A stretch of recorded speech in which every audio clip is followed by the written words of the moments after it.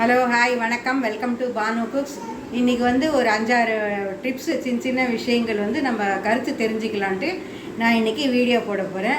First video வந்து டீக்கு வந்து டீ ரெடி பண்ணும்போது ஏலக்காய் ஒரு 20 ஏலக்காய், ஒரு 30 கிராம்பு, ஒரு கொஞ்சோண்டு ஒரு 2 பட்டை, இது 3ஐயும் சேர்ந்து மிக்சியில் அரைச்சி வச்சுட்டு டீ போடும்போது அந்த ஒரு டீஸ்பூன் போட்டோம்னா அதை டீ கொதிக்கும்போது போட்டுட்டு டீ குடித்தோம்னா உடம்புக்கும் நல்லது, உடம்புக்கு உண்டான ஒரு நல்லதாகவும் கிடைக்கும், சுவையாகவும் இருக்கும், டீ சாப்பிட்றதுக்கு ஒரு டேஸ்ட்டாகவும் இருக்கும், ரொம்ப ருசியாக இருக்கும். இன்னும் வேணும் கேட்குற அளவுக்கு டீ வந்து சூப்பராக இருக்கும். இது வந்து ஒரு டீ டிப்ஸு. இந்த பாருங்கள்,